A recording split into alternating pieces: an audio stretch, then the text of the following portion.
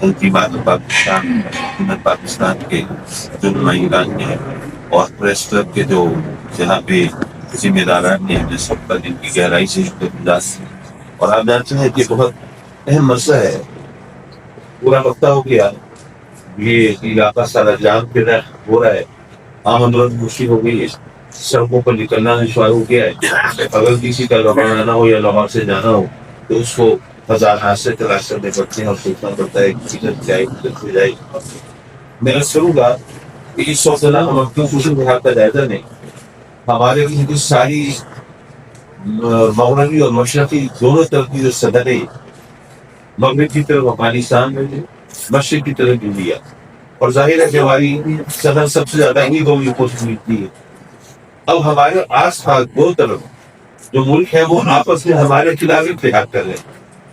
تو گویا ہم سینڈوچ ہو گئے ان کے درمیان۔ اچھا، جو ہماری صدر ملتی ہے ایران سے،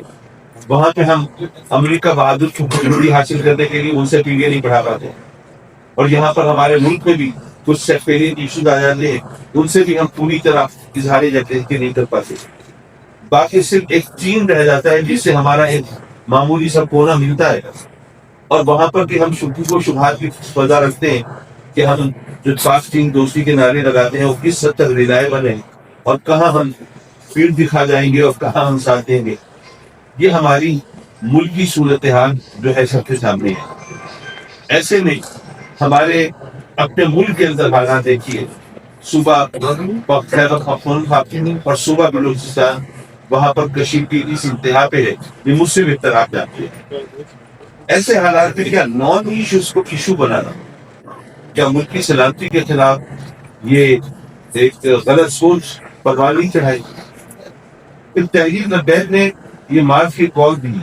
میں سمجھتا ہوں کہ یہ کال اس وقت مناسب نہیں تھی، میرا اپنا ذاتی خیال ہے، لیکن تنقید کرنے والے کہتے ہیں نا جی اس مارچ سے کیا ہونا تھا۔ میرا سوال یہ ہے کہ لندن کے اندر میڈیا سے کا مارچ کرتا ہے فلسطین کے حمایت میں، اور 1.5 سال ہو گیا ہے، تقریباً ہر ویکینڈ پر وہاں پر ہزاروں بلکہ لاکھوں لوگ جمع ہوتے ہیں، اور وہ تو اس کے اندر سب مسلمان نہیں ہوتے بلکہ 80% نان مسلم ہوتے ہیں، اور وہ لندن کے اندر ہو رہا ہے۔ لیکن کسی نے نہیں کہا کہ آپ یہاں اکٹھے کیوں ہوتے ہیں، اتنا عرصہ ہو گیا آپ جناب ہر ویکینڈ میں اکٹھے ہوتے ہیں، اس سے کیا فائدہ ہے؟ تو ایک جذبات کا اظہار بھی ہے، بتانا اور جتانا بھی ہے کہ اسرائیل کی جاہلیت جو ہے وہ ہمارے لیے قابل قبول نہیں ہے، اور امریکہ اور اسرائیل کا یہ گٹھ جو ہے اس کو دنیا پسندیدگی کی نظر سے نہیں دیکھتی۔ یہ اور بات ہے کہ امریکہ بہادر اس وقت اپنی پوزیشن کے وہ ذات میں وہ کسی کو گھاس نہ ڈالے اور کسی کو لفٹ نہ کرائے، لیکن بہرحال تاریخ تو رقم ہو رہی ہے، اور اس کے وہ کہتے ہیں کہ events cost and shadows before, اب یہ حالات سامنے آ رہے ہیں جب امریکہ کی مرضی کے خلاف ممالک کی پارلیمنٹس فلسطین کو قبول کرنے کا اعلان کر رہی ہیں، جب دنیا کے تقریباً تمام ممالک کے اندر وہ امریکہ کے اور اسرائیل کے خلاف مظاہرے ہو رہے ہیں، تو اس کا ظاہر ہے کہ اثرات ہوں گے۔ تو اگر پاکستان کے اندر ایسا مارچ کیا جا رہا تھا تو اس کو بھی اگر آپ یہ چاہتے تھے کہ بھی اس کو کسی انداز پر پہنچا دیا جائے تو کوئی بات چیت کر دیتے، اور اگر وہاں پر آپ کے خیال میں اس وقت جو تحریک لبیک کی قیادت تھی وہ آپ کے خیال میں بات چیت پر آمادہ نہیں تھی، تو ہمارے اسکول آف تھاٹ کے جو دوسرے لوگ ہیں ان کو آپ انوالو کر سکتے تھے، لیکن نہیں، آپ نے کچھ نہیں کیا، بلکہ آپ نے کیا کیا، جو کچھ آپ نے کرنا تھا وہ کر دیا، جو لاشیں گرنی تھی گر گئی، جو خون بہنا تھا بہہ گیا، جو زخمی ہونے کے ہو گئے، جو تباہی بچانے کی وہ بچا دی۔ اس کے بعد ہمارے اسکول آف تھاٹ، یہ تو بہرحال ایک تسلیم شدہ حقیقت ہے کہ ہمارے ملک میں ابھی تک ہماری تمام تر کوتاہیوں اور نادانیوں کے باوجود جو اوور ویلڈنگ میجورٹی ہے عوام کے اندر، وہ ہمارے اسکول آف تھاٹ صوفی اسکول آف تھاٹ کی ہے، درود و سلام پڑھنے والوں کی ہے، آقا کے صلی اللہ علیہ وسلم سے غلامی کا اعلان اور سرکار کی محبت کی خاطر جان دینے والوں کی ہے۔ اب آپ نے ان سب کو ایک ہی کھاتے میں ڈال دیا۔ تحریک لبیک کے لوگوں نے جو کیا سو کیا، آپ نے ان کے ساتھ جو کیا سو کیا، اس کے بعد آپ نے کیا کیا؟ آپ نے ان تمام مدارس پر ریڈ کرنا شروع کر دی جو اس مظاہروں میں شامل تھے، جو جن کے اساتذہ جن کے طلبا نہیں لکھ رہے تھے، آپ نے وہاں پر چھاپے مارنا شروع کر دی۔ جو لوگ گھروں میں بیٹھے تھے ان کو وہاں سے گرفتار کرنا شروع کر دیا. گویا آپ خود انسٹیگیٹ کر رہے ہیں، موٹیویٹ کر رہے ہیں، لوگوں کو اکسا رہے ہیں کہ ہاں جی آپ بھی ان کے ساتھ نہیں جائیے. آپ پہلے نہیں نکلے تھے، آئندہ جو مظاہرہ ہو آپ بھی ان کے ساتھ نکل کھڑے ہو، کیونکہ آپ کو پتا ہو کہ آپ بے شک گھر میں بیٹھے رہے لیکن پھر بھی آپ کے خلاف کریک ڈاؤن ہوگا، پھر بھی آپ کو گرفتار کیا جائے گا، پھر بھی آپ کے مدرسوں کو بند کیا جائے گا، پھر بھی آپ کے طلبا کو اس طرح ٹارچر کیا جائے گا. تو یہ تو نان ایشوز کو ایشو بنانے والی ایک انتہائی عاقبت اندیشی والی بات ہے. اور پھر آگے دیکھیے، جب کریک ڈاؤن ہوتا ہے اس طرح، تو کہیں گولی چلی ہے، کہیں لاٹھی چلی ہے، کسی کو چوٹ لگی ہے، کہیں سے جنازہ اٹھا ہے، نتیجہ کیا نکلے گا؟ جن لوگوں کے خلاف آپ یہ کام کر رہے ہیں ان کے دل میں ایک نفرت، ایک انتقام کا جذبہ بیدار ہوگا. اور وہ لوگ جو اپنی دانش میں بحث نہیں کر رہا، میں مناظرہ بھی نہیں کر رہا، جو لوگ اپنی دانش میں ایک بہت بڑے عظیم مشن کے لیے نکلے ہیں ان کو اس طرح آپ ڈیل کریں گے تو اس کے نتیجے میں لا انفورسنگ ایجنسیز کے خلاف عوام کے اندر انتقامی جذبہ فرمان چڑھے. اور یہ ملک کی سلامتی کے لیے اس سے بڑا خطرہ کوئی نہیں ہوتا. اس لیے میرا اب بھی حکومت سے مطالبہ ہے کہ جو لوگ تحریک نفیت کے ساتھ نہیں نکلے تھے کم از کم ان کو اس طرح ڈیل نہ کریں کہ آئندہ وہ بھی ان کی شانہ بشانہ کریں، اور وہ ظاہر ہے ان کی تعداد ہو ہی نہیں. اور دوسری بات یہ ہے کہ اس معاملے کو ٹھنڈا کرنے کے لیے آپ کے پاس طاقت ہے، حکومت ہے، آپ نے بھرپور طاقت کا مظاہرہ نہ کیا ہوگا، لیکن جتنا بھی کیا ہے اس کا جو نتیجہ دکھتا ہے وہ سب کے سامنے ہے. تو ایسی صورت میں اگر آپ تھوڑا سا نرم رویہ اپنائیں گے تو معاملات سدھرنے میں مدد ہی نہیں. لیکن اگر آپ اب بھی اسی طرح ڈٹے رہے تو ظاہر ہے کہ پھر یہ کسی بہتر انجام کی طرف ہم نہیں جائیں. ہم جیسے لوگ جو ہمیشہ صلح صفائی کی بات کرتے ہیں، ہم جیسے لوگ جو کہ ہمیشہ چاہتے ہیں کہ ہم درمیان میں آ کے مذاکرات کرا کے معاملات کو کسی بہتر طریقے سے طے کرائیں، ہم لوگ بھی پھر چپ کر کے بیٹھ جائیں گے اور کیا پتا ہمیں بھی اندیشہ ہو کہ پتہ نہیں ہمارے اوپر کیا ٹوٹنے والا ہے. تو اس لیے میری گزارش یہ ہے کہ ان حالات کے اندر جو زخمی ہیں ان کے علاج معالجے کی صحیح انتظام کیا جائے. اور جو لوگ شہید ہوئے ہیں اب ظاہر ہے کہ یہ تو ریمول پھوٹتی ہیں، کوئی کہے گا سینکڑوں میں شہادتیں ہیں اور کوئی کہے گا نہیں جی 10 15 20 سے زیادہ شہید نہیں ہوئے. لیکن میں کہتا ہوں کہ اگر شہادت ایک بھی ہو تو یہ چھوٹی بات نہیں ہے.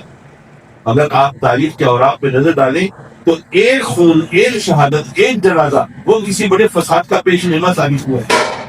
اس لیے ہمیں اس بارے میں ذرا دور اندیشی سے کام لینا چاہیے اور اس کو لائٹلی نہیں لینا چاہیے. اور حکومت چونکہ حکومت ہے، ان کے پاس طاقت ہے، جس کے پاس جتنا اختیار ہوتا ہے اس کو اتنا ٹالرنس کا، اس کا تحمل اور برداشت کا مظاہرہ بھی کرنا چاہیے.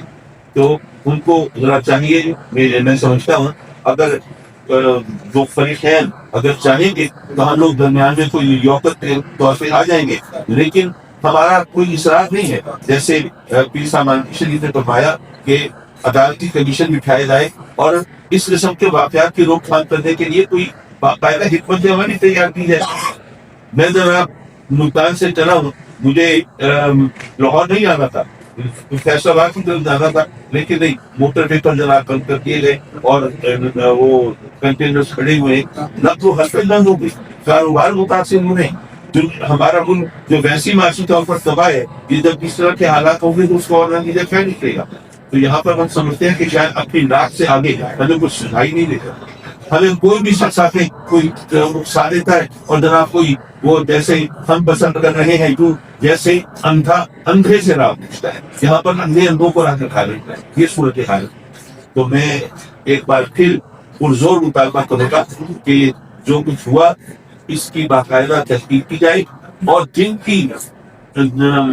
بے تدبیری کی وجہ سے، جن کے غلط مشوروں کی وجہ سے یہ بات یہاں تک پہنچی ان کو بھی لگام ڈالنے کی کوشش کی جائے. اور پاکستان کے وہ اہل سنت جو کہ ہمیشہ سے امن پسند کہلاتے رہے، ہمیں ہمارے لیے امن پسندی الزام بن گئی تھی جب ہم کہتے تھے کہ جناب وہ فلاں لوگوں کے تمام مطالبات کو منظور ہو جاتے ہیں، جبکہ وہ تو تفریق کاری کرتے ہیں، دہشت گردی کرتے ہیں، گولیاں چلاتے ہیں اور جناب یہ اس طرح ہنگامہ آرائی کرتے ہیں. ہم کو سکون ہے، ہم حکومت کے ہاتھ مضبوط کرتے ہیں، اور آپ ہمارے خلاف یہ سب کچھ کر رہے ہیں. تو ہمیں یہ سننے کو ملتا تھا کہ بچہ موتا ہے تو اسے دودھ ملتا ہے.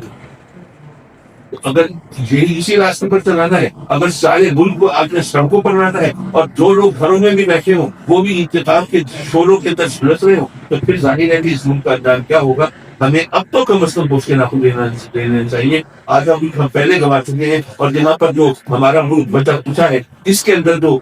صورتحال ہے، میں اس کو کھل کے بات نہیں کرتا، کیونکہ میں نے خدا نہ خاصا مایوسی کو پھیلانا نہیں ہے، اور وہ جو علیحدگی پسند خیالات رکھنے والے ہیں ان کو موٹیویٹ کرنا یا ان کو سپورٹ کرنا نہیں ہے، لیکن اس وقت پورے دیشی کا تقاضا کیا ہے، اس کو ضرور سوچنا چاہیے۔ ایک تھنک ٹینک ہونا چاہیے ملکی سطح پر، جہاں پر پازیٹیو تھنکنگ رکھنے والے اور آپس میں مفاہمت پیدا کرنے والے، محبت بانٹنے والے لوگوں کو ان کو آگے لانا چاہیے، تاکہ اس ملک میں اس قسم کے واقعات پھر آئندہ نہ ہو۔ بہرحال ہم نے اپنی خدمات پیش رکھی ہیں، ابھی تک یہ کوئی زیادہ بڑا سانحہ اس انداز سے، ظاہر ہے امریکہ کا جو سانحہ ہوا ہے اس کی شدت کو تو ہم نظر انداز نہیں کر سکتے، لیکن اس حد تک یہ پورا سورخ فوج، یہ پورا مکتبہ فکر وہ جناب ایک محاذ آرائی میں مبتلا ہو جائے، ایسا نہیں ہوا ہے۔ تو وہ وقت آنے سے پہلے ہمیں بوجھ کے ناطوں میں لے سکیں۔ بہت شکریہ۔